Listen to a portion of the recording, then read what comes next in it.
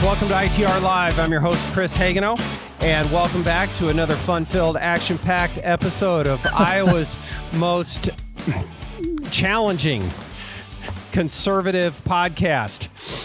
It's just John and I again here today, the true believers for the ITR Live podcast, and today is, and I say this a lot, but today really is an extra special episode. Today is the John Hendrickson birthday extravaganza episode. So everything today is all John. So for listeners out there, make sure you reach out to John, tell him happy birthday, and you appreciate everything he does for us here. So anyway, happy birthday, John. Thank you. All right. What are you doing to celebrate? Absolutely nothing. Nothing? Yeah. I'll watch Tucker Carlson tonight, and that's probably it. Good. Well, I go with, just do what makes you happy. That's right. Yeah. Right. Yeah. Very good. One of the other things that makes me happy, along with birthdays of my friends, is Election Day. And today is Election Day in Iowa. If you didn't know that, we've tried to talk about that, but Election Days are always fun for junkies like myself. So we've got that to talk about today as well.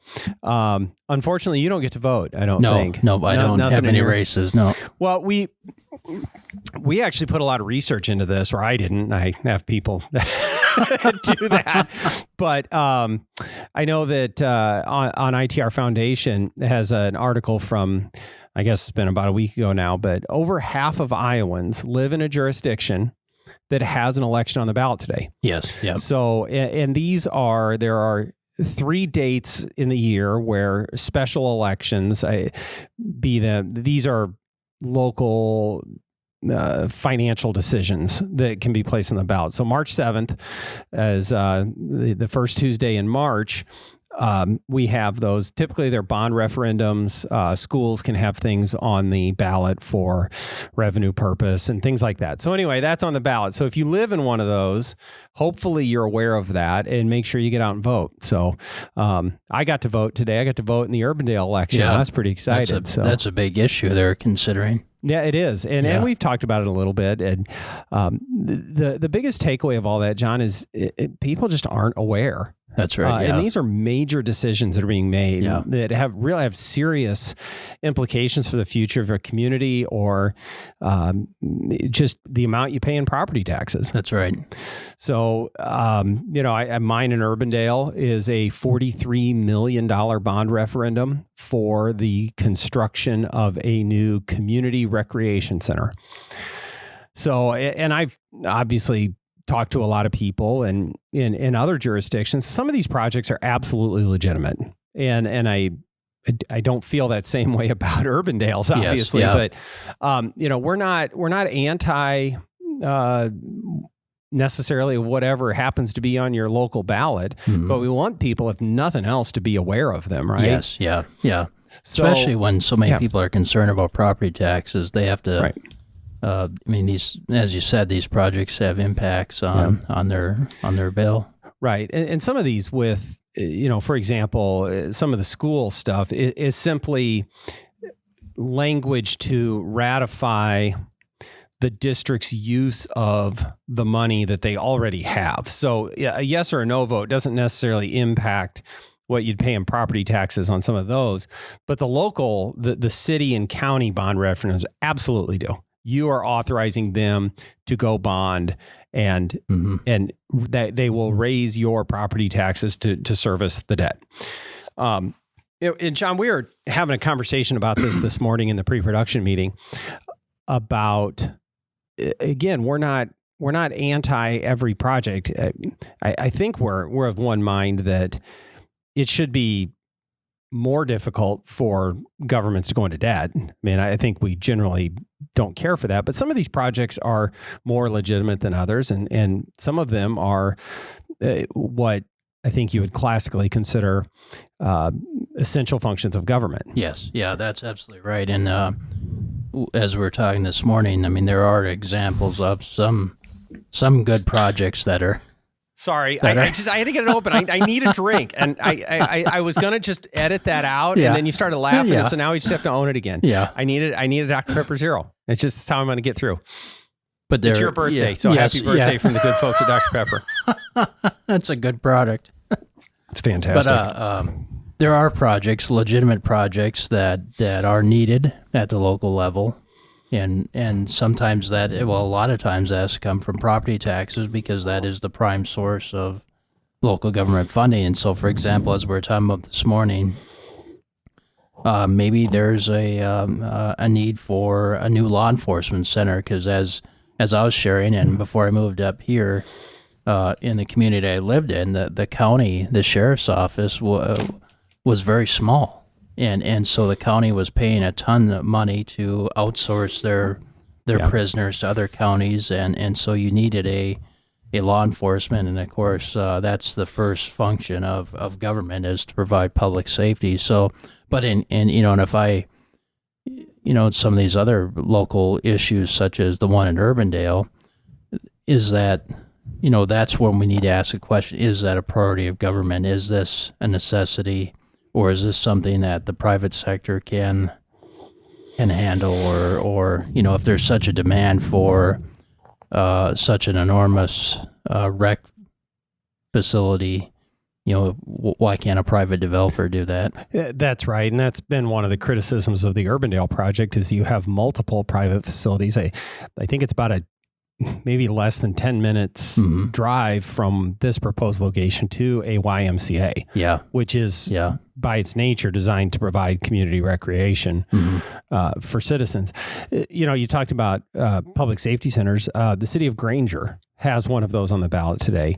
And that, I have not done the research on that particular project. I've talked with folks that are close to it, and that's a growing community that has growing needs, and at least the idea is that community has outgrown what they currently have. Yeah.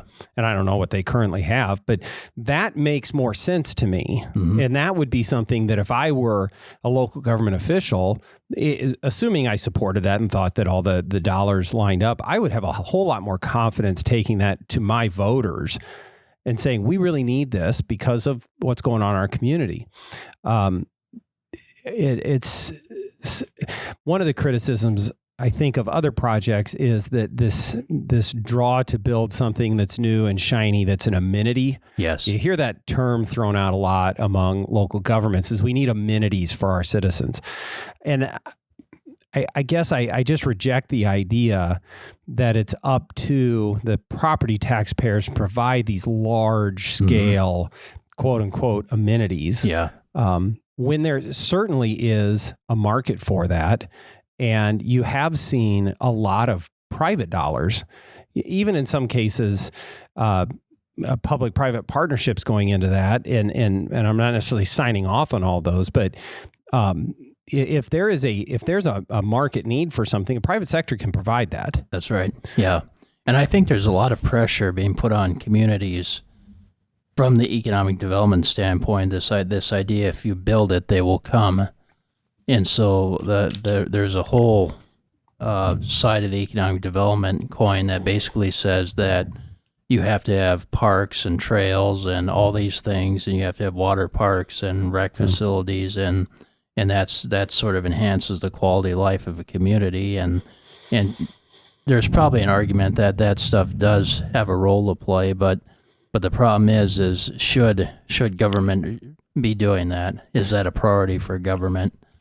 And that's the question I have is especially in the metro here in central Iowa, you have, I mean, it seems like everywhere you go, there's a water park or a rec facility. Sometimes those provided by the private sector. Yes. Yeah. I think too, and I agree with you, and we want to live in nice communities as much as we want to live in affordable communities, that there's a vast difference between a playground or a splash pad even, and a large piece of vertical infrastructure that costs tens of millions of dollars to construct. Yeah. And so I don't know how to draw the line between that, but yes, I want to have, we have a beautiful trail by our house in Urbandale. Use it, love it, at a fraction of the cost of a giant piece of concrete. Yes. Yeah. And there is a difference, and I guess ultimately it will be up to the local voters here. I'm encouraged by the response to this, and we've obviously put some messaging behind it, not a lot, but one interesting thing, and this is something you've highlighted because you're in the community and see it, but there's been this isn't just a left-right issue. I mean, this is really across the political divide of.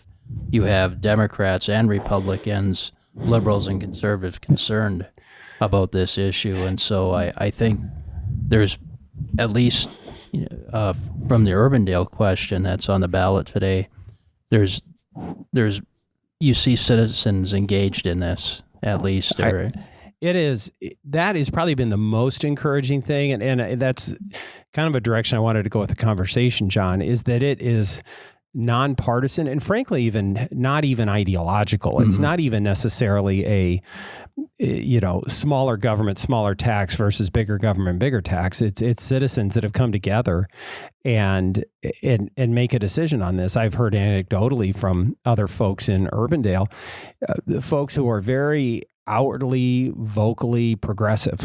Yes. That have all of the greatest hits kind of progressive signs in the yard. Yeah. Whether it be, I believe science is real and whatever else is on that side, that those folks are animated about this too. And I think I mentioned this in one of our previous episodes, John, is that the property tax burden of Iowans, that crosses the political spectrum. It does, yes. Iowans are just collectively frustrated at what they pay in property taxes. And and so having these issues and being able to look at this and stripping apart the partisan labels on it, because as we've seen far too often in our society, you put a Republican or a Democrat label on it, or a conservative or progressive, and everyone goes to their corners and starts fighting. It's like, no, let's just talk about this issue in this and figure that out. And seeing that is actually really encouraging. It is, yeah. And that's a interesting thing about the whole property tax issue, because our polling has showed it, and other polling has demonstrated as well, that this does surpass the political divide. It also surpasses the rural-urban divide, and so you see a large majority of Iowans want something done with property taxes, and so I think we're going to see more attention being placed on local government as a result of that, because people are getting tired. They want something done, and it's also going to force both local government officials and people to start making some hard decisions, because if you want a lower property tax bill, you cannot expect government to keep doing all these things, and so government's going to have to cut back. That's right. I heard from another city council member from a different central Iowa community that, we were talking about this project, and my comment was, these other cities, frankly, should police one another too, because when these legitimate program, like be it a public safety center or maybe even a community building, go on the ballot, it sort of spoils it for everyone else when you see some of these communities that are really being so aggressive on the amenity projects. I was going back to the ITR Foundation article about the different. Most of the elections today are on school issues about what sorts of uses. There's a few cities on here. One is a community center with city offices. I have no idea what that's about, whether it's needed or not. Again, the city of Gilbertville, a new EMS building. That seems fairly legitimate. No idea about the specific project, but that makes sense. There's a swimming pool on here, the city of Mount Ayr. Urbandale, Hawkeye Community College. So community college is one of those line items on your property tax bill. Improvements to the main campus and remodel facilities that maybe, our community colleges are doing great things. And I know sometimes their finances are a challenge, but they do deliver much more affordable education, but they want to do some of those kinds of things. So, again, it's ultimately up to folks to decide whether that's worthwhile or not. But it seems to me that we'll see. I think one of the things we want to do is, after we get past this round of elections, is take a look at the amount of turnout. I expect to be extremely low, because I know even in my community, most people don't even know that this is going on. Don't even know how to vote. Even to the city, to their credit, has been very helpful in saying, this is the election today. This is where you can go to vote. So that's good. But I will be encouraged if it's over 10% voter turnout today. So we want to be organizationally just trying to raise the awareness that these are happening.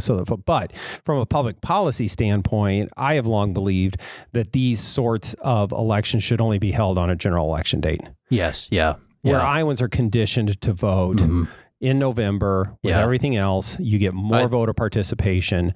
And that just seems like a very common sense way to go about it. The other one, too, is this is the second time that I know Urbandale has been on the ballot for something on this location. I think it's been 5 or 6 years, and they wanted to build an aquatic center, and that failed. Is there a cooling off period? Is there amount of time that should exist before you can go back to the voters again? Yeah. And I know that in other communities, they just go back over and over until they get what they want. And that doesn't strike me as fair. No. So, and also, I guess I personally would be in favor of, you need to reach a certain community participation rate in your referendum. So regardless of the yes or no outcome, you got to get a certain amount of people out to vote to show that they were engaged and wanted to go. Wanted to participate in it. I think those are all reasonable reforms that are probably needed. Yeah. Okay. So let's move on to more birthday celebrations. Okay. So elections are a really good birthday present for John. Yeah. The other one that I know you care a lot about is Iowa Hawkeye Athletics. So, and I know you're also a big fan of our state auditor, Rob Sand. So happy birthday to John. Here we go. Yeah. So also in the pre-production meeting this morning, as John has the headset vibing, come on, John, pull yourself together. The headset just fell off. Yeah. Okay. Just wants to get on about his day and not have to talk about Hawkeye sports. Rips the headset off. It's halfway out the door. We came in this morning and found ourselves in the unusual position of finding ourselves somewhat in agreement with State Auditor Rob Sand, future President of the United States, Rob Sand. Yeah. But the University of Iowa and the Board of Regents recommended settlement of a discrimination lawsuit to the tune of $4 million. And those in the past, conventionally, are done out of state taxpayer dollars, whether it be in the athletic department of the University of Iowa or any other part of state government. And so to authorize the payment of that settlement. And I suppose, in keeping with past practice, it was the correct thing to do to go ahead and approve this one as well, rather than create an exception.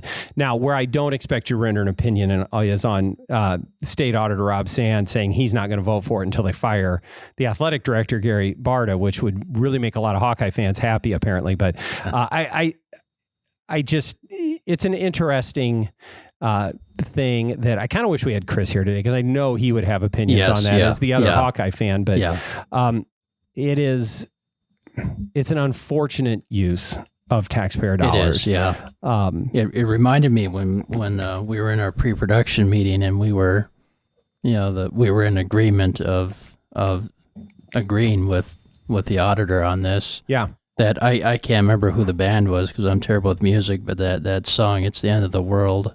That's REM. It came to mind because normally we wouldn't agree with with him on much of anything, but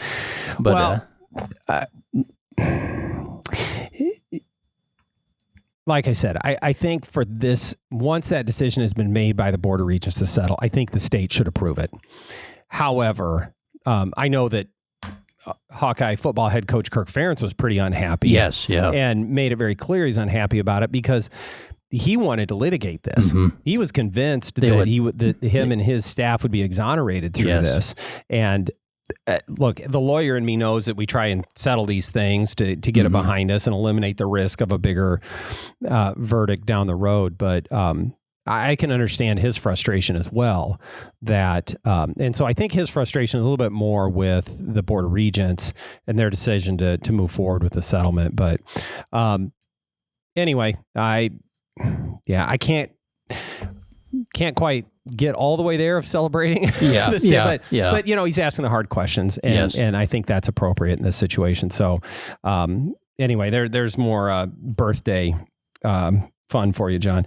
So the question I think is really on everyone's mind is we've had some unwrapping specials in the past. What's John's new thing? Have you bought yourself anything for your birthday? Well, don't spoil it, because there's one in particular that we're going to actually do on the podcast, but we need to have Chris here for that. That's so we're going to wait until he's back in the office. We're going to do that then. But I did. I ordered myself a Pat Buchanan bumper sticker. Lovely. From the '92 campaign for my collection. Lovely. Are you going to put it on the truck? No. Oh, that's too bad. I'd probably get defaced. There's more of you out there than you think, John. And then I ordered as I don't know if listeners know, but you enjoyed the show, and I certainly did, but the McLaughlin Group. And this was an old calling card from GE that they've issued for the McLaughlin Group's either 25th or I forget what anniversary, and it has the cartoon of the host, John McLaughlin, on there. So, that's beautiful. Because that was my favorite show, my favorite public affairs program. We've had that. Rush home from church, turn on public television, and watch McLaughlin Group. So that's what I have ordered. Yeah. Well, that's fantastic. Well, definitely folks are going to want to tune in next time to find out the other gift that we got. You brought something else in that I think you should beware, tread lightly. Yeah. You had said we're going to talk about sports, so I took out my Homer hanky. That's the Minnesota Twins Homer hanky. Yes. There's one thing that one saving grace of that is that is a 2002 Homer hanky and not a 1987 Homer hanky. Yeah. Because I still, to this day, have the scars from what happened in the 1987 World Series between the Minnesota Twins and the St. Louis Cardinals. Yeah. And it was ridiculous. And I don't know if it's still the case, but I believe the 87 Twins had the worst regular season record of any World Series champion. But I don't know if that's still the case, but at the time they were. And as a lifelong Cardinals fan, that was really painful. And watching all those stupid white hankies spinning around in the Metrodome. I mean, give me a break. And watching Kent Hrbek pick up Tom Herr off of first base and tag him out. He's actually Hrbek's my favorite, actually. It just, and he had a great fishing show for a while. Okay, I'll give him that one. Kent Hrbek's Outdoors. That was one of my favorites. Yeah. Nice. Yeah. Well, good for him. I know, and I'm not a fisherman, but I know I would enjoy the Kent Hrbek Outdoors show much more than I did Kent Hrbek, the first baseman. So, all right. So it's been the birthday and sports extravaganza on the ITR Live podcast. So, anyway, wow, that we filled up a whole lot more of that episode than I thought we would, John. So, okay, well, we got the teaser for next time. I think we're in good shape. And then we still have to start at some point the what did John see on KCCI News at 6 too. That's the other regular feature that we're going to start, and that's coming as well. So, with that, Thank you, John. Thank you. And again, reach out to John. Tell him happy birthday today. So thank you for joining us. Thank you for indulging us. And don't forget to share, like, subscribe, tell your friends, tell your neighbors. Especially today, tell your friends and tell your neighbors to get out and vote if you live in one of these jurisdictions, because we need turnout, whether you're for or against that local project. And we need people to be engaged locally. And so with all that, we will see you next time on ITR Live.